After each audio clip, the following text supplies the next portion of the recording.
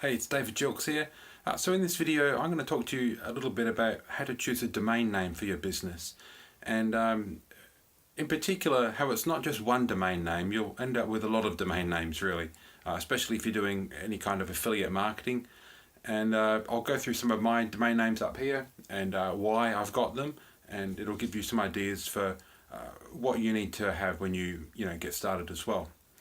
So this whole conversation came about after chatting with my friend Andrea. She's an affiliate marketer who's helped me for a number of years. When I first got started, probably 4 or 5 years ago, I was in one of her groups then, and since then I've kept in touch and we've worked on a few projects together. So firstly, I've got davidgilks.me. So that's my name, domain name, branded to me, my name. You always want to try and get your name as a domain name.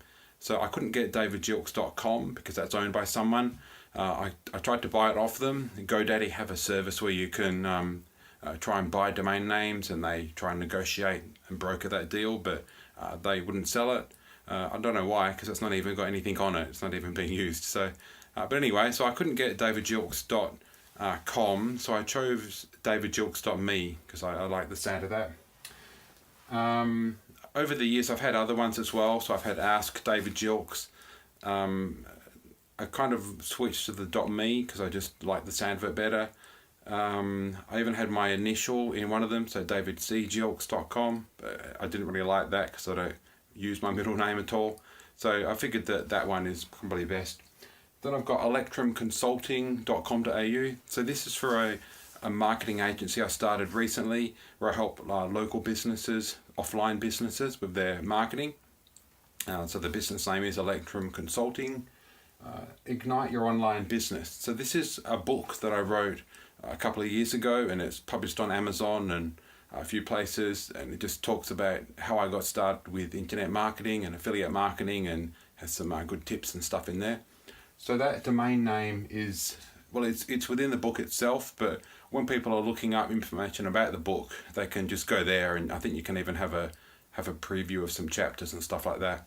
So it's really good to have a domain for your actual book. You see a lot of big authors, do that. Advancement Publishing. So because I had written a book, I had plans to write others. I have never got around to it. I've been too busy with other projects. But so I had a publishing umbrella called Advancement Publishing, and that was going to hold all my books under there. So I've got that domain name as well. It's just like a pretty basic site up there, not much at all. So Online Freedom Academy. So because I've been in marketing for quite a long time, in high-ticket affiliate marketing, I do a little bit of coaching for people. So that's my kind of coaching site, I suppose, Online Freedom Academy. At the moment, I think it just forwards to an application form on a different website. So you can have like a domain name which doesn't actually do much. It could just forward on somewhere, but then you've got something to reference when you're talking about it in a video or in an article or blog post or email you're writing. You can just talk about a short domain name rather than one of your other domain names, and then forward this and slash that. It just makes things a lot simpler, and people like simple because if they can just remember the simple name, they'll go there. Businesswithdavid.com. So this is kind of used again in emails and things that I'm doing. Any sort of advertising, I'll have a link to that, and that's where I have applications and different landing pages and stuff. Eliteentrepreneur.club. So this is where it's kind of like I wanted to move away from branding myself as much and have kind of like a news site. So that was my idea of that. I've never really done much with it. It's got some articles on there, but I've generally gone back to using my own name as a source for my branding stuff. So, but that's how that came about. Meta Health Report. So as I'm getting kind of older, so I'm 44 this year.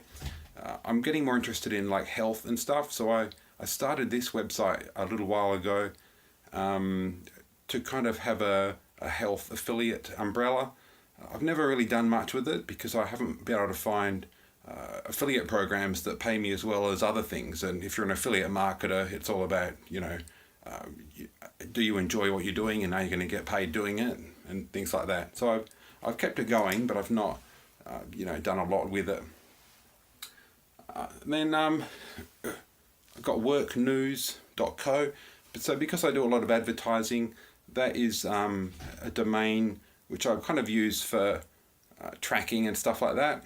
So when I do an ad, I know that if it's for something job related or affiliate marketing in the kind of make money online space, I'll use that. IamGlobalEmpire.com. So this is purely for tracking. It's just a way of like branding my domain name. Hang on a sec, just got to swap hands. And the last one is iBusinessMasterclass.com. And again, this is used purely for like ads and stuff like that. When I was promoting a particular affiliate program that we're doing live events, I would run ads on that, and then it's just a way of branding it, so to speak, on Facebook. So they're my projects at the moment. I've got a few others as well, and a few for my wife who's an artist. She's got a whole bunch as well, which I've kind of managed through my account. But and so one more thing about actually getting the domain names. Try and go to one particular service. So I use like Dynadot. I really like them. They have like monthly specials, which is good to save a few dollars, and they're fairly. They don't try and oversell you on everything, like some services do. I don't want to mention them by name, but some of them you try and buy a domain name and then you get upsold into buying a website and like a security package and privacy and this and that, and it's all kind of unnecessary. So I like the kind of simple ways of doing things, really, but keep them all into one umbrella. Otherwise you could have domains in different services and it just gets complicated, and you can forget about things and stuff like that. Alright, so I hope you found this useful. So subscribe, leave a comment below. If you've got any thoughts, let me know, and I'll see you again. Bye.